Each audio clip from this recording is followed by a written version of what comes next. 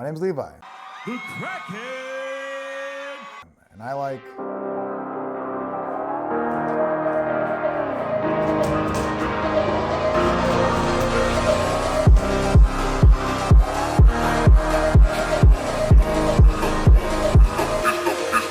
I think we jump all the way up, and back all the way down.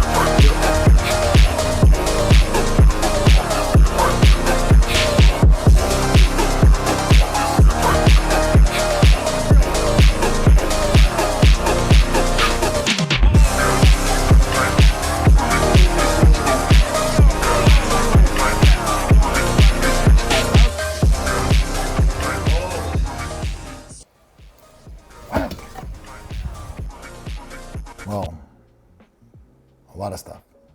So I had an idea for creating a card game. At the same time, I was kind of thinking about my experience in martial arts. I've been doing martial arts for 20 years. If you want to be technical, I've been doing it closer to 25 years. But I started martial arts when I was a kid. I was 11 years old, and I was strangled in front of the condo where I grew up in California. And this boy, Jacob, strangled me in front of my house. We got in an argument, I don't remember about what. But our bikes are on the grass. If you know anything about condos, I don't have a front yard. It was just a grass area, a communal grass area owned by the city. And we got in a fight and I tripped over some bikes and he started strangling me and I watched the sun go dark in the middle of the day. And while I was passing out, my brother, not knowing what to do, ran to the garage, grabbed a bat from his Little League team and smacked the heck out of the person strangling me. He was younger than me, wasn't strong enough to really hurt him, but scared Jacob enough to let me go and run to his house. That night, my mom comes home and I'm hunched like this. She goes, "What's wrong?" "Nothing." "Are you covering your neck?" "I'm not." And you could see the fingers, individual fingers on my neck. I don't remember. My mom does. But police got involved, talked to his parents. We were at the same school, so we had to be separated. It was this whole thing. And I wanted everyone to drop it. My mom, being the genius that she is, did not drop it. And she got my friend Ian, talked to his mom, and got Ian to invite me to a class. Didn't force me herself, got my friend to take me. And I mean, the rest is history. I was 11 years old. At the time of this video, I'm turning 32 this year. I'm 31 right now, and it's been amazing. 20 years of greatness. And I want to share that with people. And for the longest time, I've been coaching, teaching. I traveled from California to Kansas. I've been in Nebraska. I've been in Idaho, traveled to Florida. I traveled to all over the place for competitions, seminars, training. I got certifications. You know, I've trained in boxing, kickboxing, taekwondo, Krav Maga, jiu-jitsu, wrestling, judo, Muay Thai. You know, most of my experience is in taekwondo, but you know, from that I was able to have so many avenues. And I thought that was gonna be my entire life. Just teaching martial arts and hoping that, you know, sometime in my late 80s, maybe hopefully early 90s, you just have a heart attack on the mat. Scar a bunch of people, but you know, living the life of a true martial artist. You know, the only thing that takes me off the mat is death. And I still think that's true. I think I'll be teaching forever because I love it. I love working with kids and families, and especially older teenagers who are, you know, struggling with, you know, how do they put into action the power, the feelings, the resentment, the anxiety, and also the joy and the excess of energy that they have. How do they put it into something that's going to be productive? And I think there's nothing better than martial arts. I'm a little biased, but that's my personal belief. And that's still true, but I also love board games and cards. And the purpose of this video series that I'm making now is to take you through the journey. I'm attempting to make a card game that's based in martial arts. And there's many of them, like the UFC card games, that use professional fighters' likeness, and there's other games that kind of allude to combat, have a martial arts theme. And I love whimsy, I love fantasy, you know, fiction. I'm a big fan, but I feel like there's missing something. There's a hole for people who really care about this, people who are nerds like I am about this. I'm of the firm belief that, especially if you do karate or taekwondo, Wing Chun, Shaolin Kung Fu, if you do any kind of traditional sport with 100, 200, 500, 1,000 years of history, you're a nerd. If you like lineages and you like knowing who's your instructor's instructor was, if you love hearing the stories of these impossible feats of people, wrestling, fighting bulls, the demonstration of their karate technique, or the 100-man kumites, where a single person has to do 100 matches, that stuff's cool. And how much is true and how much is fiction is lost to history. But that's so interesting to me. And how could you embody that? How could you impersonate that through a game? Well, here we go. So this is episode 1, and I'm thinking about cards, and I'm thinking about the basic layout of the game. How's it gonna work? I want something that kind of gives you a feeling of this back and forth, this battle, and implements different styles of martial arts. But part of my concern I'm having is I don't want to be beholden to the style. I don't want to be stuck. If you're boxing, you're only allowed to use punches, because then how do you demonstrate the asymmetry in styles?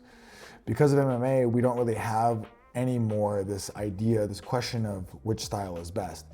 You have to be a hybrid, right? There's very few pure karate practitioners who could survive in an MMA ring, in the same way there's very few pure jiu-jitsu players that could survive in an MMA ring.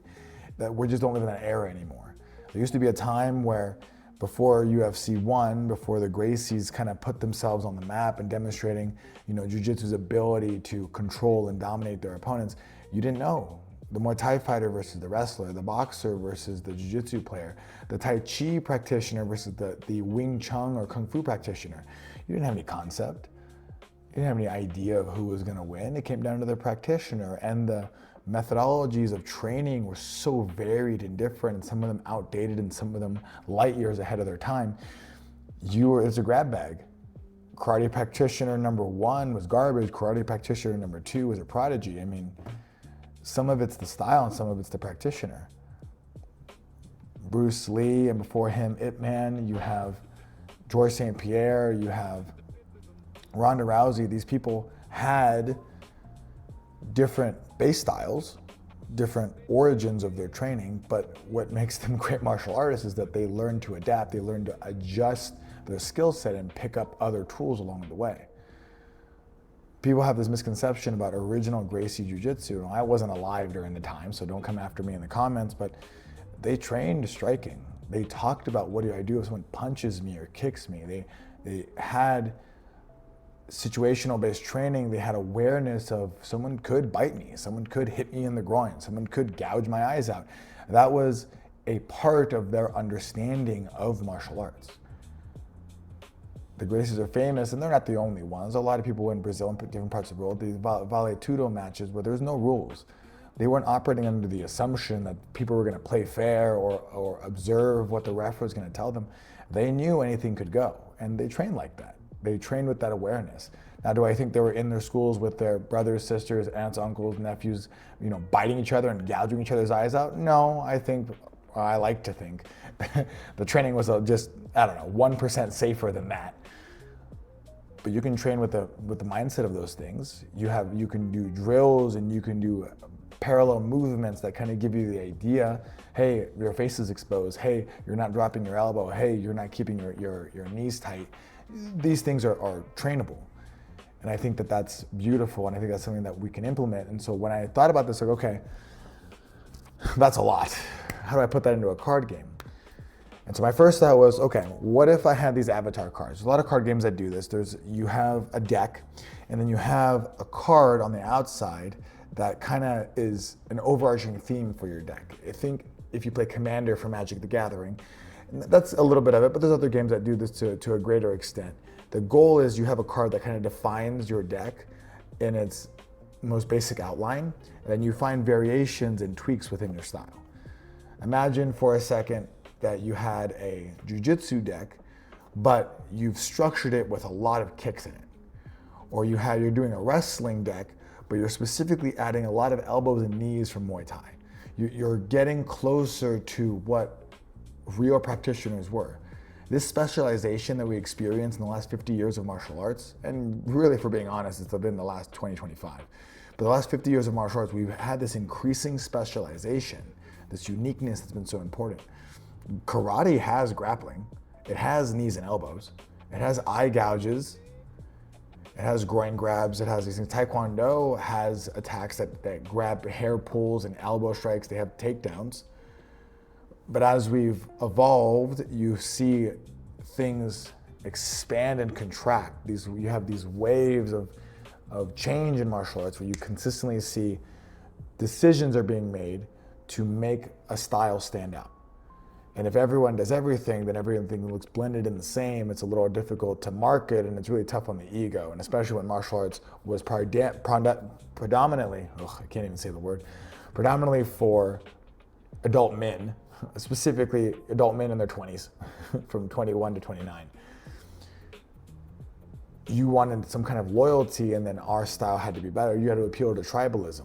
And you find this a lot, and this is one of the things Bruce Lee did really well, is he kind of broke a lot of those lines. It brought martial arts to mainstream through his understanding of what film needed to be, how showy, how flashy, how exciting it needed to be, and then how he actually practiced, where he taught efficiency and using only the best and most important of the different styles, using what was useful and discarding the rest. Okay, so then how do we put that into a card game? It's a lot of stuff. The first thing we do is we talk about categorization. We have these style cards. I have a base style. My cards in my deck can be somewhat limited. Maybe the styles have a strength and a limitation. If you're boxing, maybe you're not allowed to play kicks, but we'll still open the door for clinching. We'll still open the door for grappling. We put some limitations on there, but we don't want to be too restrictive where now the styles are, well, there's so many rules that I can't have fun. We want to emulate the style without hindering the player's experience with the game. Okay, all right, we can do that. So let's say boxing, you can't do kicks or takedowns, but joint locks are fine, clinching's fine. You can still do knees and elbows, right? There's still plenty of techniques. Great, so then the next problem, categories. What kind of techniques are we talking about here? Well, we got punches, elbows, knees, takedowns, joint locks. We'll say things that aren't joint with submissions, like a rear naked choke, we could do that. Kicks, great. Do we need anything else? I mean, that's 7 different things. If at any given time we take away 2 of them, that still leaves 5 other options, give you a little bit of play, a little sandbox to play in to make decks. Okay, that seems reasonable. But those all, to me, those are all in the same umbrella. Those are all techniques. Those are all techniques that you can do. Technique is a broad term. I think attack maybe is more along the lines, but let's say for the sake of jargon, techniques. Cool. Well, then how do we deal with things like a Granby roll, a Barambolo, a hip heist? What about these things that are more like movements? They're not necessarily attacking techniques. They require good technique. They have technique, but not everything can be technique. We need some separation between cards. Think about how Magic the Gathering has different colors. I don't know if I want to separate cards into different colors in that same way. Pokemon has types, but I don't know if I want that either. We kind of have that with our submissions and our joint locks and our kicks, punches, knees, elbows, takedowns, that kind of thing. Okay, what if we had some categories of cards? We have style cards already. Those are separate from the deck. You have one style card, it's separate from your deck, then you have your deck. We have techniques, which are basically attacks. Okay, so then we have movements or maneuvers. I like maneuvers. Maneuvers sounds good. That gives us a chance to not just bob, slip, weave, duck, Granby roll, Barambolo, hip heist, kick through, but it also gives us a chance for hide or flee, throw in the towel. We can do stuff like that, right? Give us a little more variety, especially as we're talking about the longevity of a game. We don't want to pigeonhole ourselves too quickly. So I think one more. I like rules of 3s, right? Style cards separate from the deck, so we're gonna leave it alone. Don't come after me. We have techniques, we have maneuvers.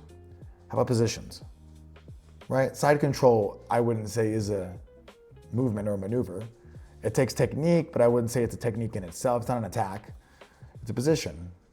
Okay, side control, top mount, back mount. What if we put stances in there? Back stance, front stance, long stance, X stance. We can do that. Right? What other positions? Up against the cage. That's a position. What if we had chest to chest? Right? You could be chest to chest in north south. You could be chest to chest in side control. You could be chest to chest in top mount. Okay, positions. Right? We can do that. Okay, and then we got to make these distinct, and we got to think about how we're going to play. So techniques do damage. Styles give you strengths and limitations, kind of shape the way, encourage the way your deck is going to be formed when you're deck building, making lists. How about maneuvers are all about options? So what if we had movements or maneuvers that kind of helped you move around the field, kind of helped you adjust? Counterattacks, manipulating other cards. That's a good idea. And how about positions? Positions change our range. Maybe range should be a thing. I like range. You can only be in a certain range to do a technique. How's that? If you're a boxer, you're gonna wanna be in long range or striking range, maybe even clinch range if you're an in-fighter, or we need to have variations of styles. Oh, now you got me started. Okay, all right, okay. So you have to be, your deck is comprised of a style card that sits outside of your deck, playing for you and your opponent to see. In the inside of the deck, you have techniques, positions, and maneuvers. Okay, we got that. During the game, you're playing these cards against your opponent, and you got to be in range. You can't play a punch if you're on the ground. Maybe if you're in top mount, but not if you're on the bottom of side of control. That's going to be something we have to address. How specific do we want to be? If we get really nuanced, I mean, you can do an elbow from anywhere, right? Maybe the techniques deal with that themselves, right? The techniques are jab, cross, hook, uppercut. We don't just say elbow, we say lead elbow or rear elbow, downward elbow, back elbow. We get a little more specific.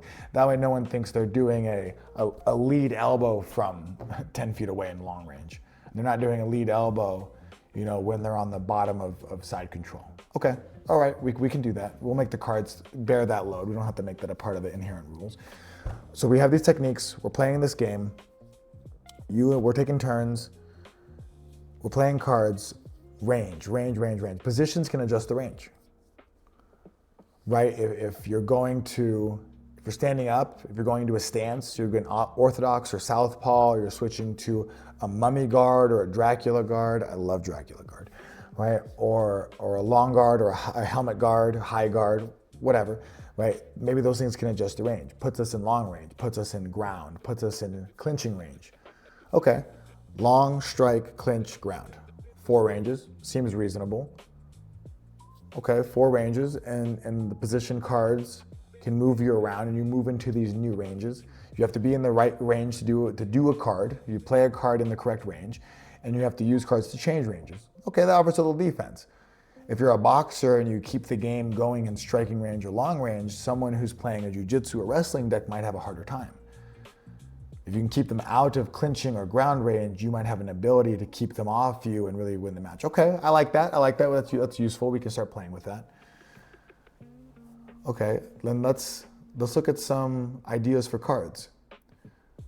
All right, I have an Excel sheet. Here's some ideas. I have some basic techniques. I'm thinking of a small set as a first set, maybe 150, 160 cards, 200, 250. No, don't get crazy. We'll limit to around 150-ish, maybe 160. It's gonna grow. I know I'm gonna overcommit. We take the cards. We need to give them a range. We need to figure out how to do Looking at abilities. everything we figure what kind have of so abilities you want. far, there's some layouts. This is actually not the first layout. I had some other attempts at cards that looked a little bit, what's the word? Worse. So this is maybe the third version of what these cards look like. So we have, I'll zoom in on one. I have cards like jab. It costs 1 focus. You have to be in strike range. It does 1 damage to the opponent. It is a technique, a traditional technique that is a punch. And its ability is chain 2. You can pay for it and play another technique that costs 2 immediately. And it has a common rarity. I don't have any artwork yet. That's one of the things that probably going to title this video is how to make a card game when you're not an artist. Everything I've seen so far has been from people who are graphic design artists or ink artists. They do line art or something like that?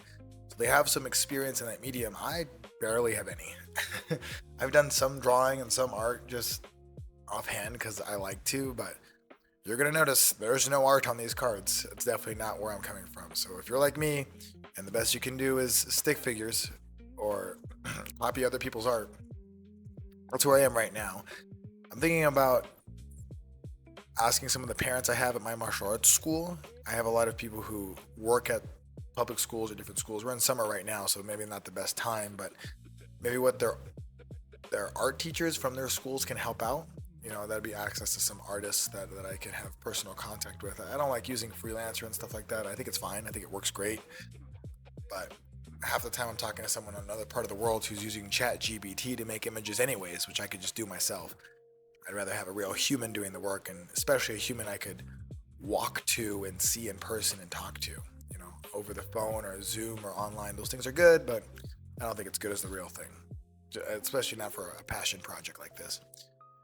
Okay, so if you've never done Dexterous, this basically, you can type everything out how it works. I have everything in a spreadsheet, so I have all my ideas for how things want to lay out. This is kind of what we're looking at as a guideline for everything.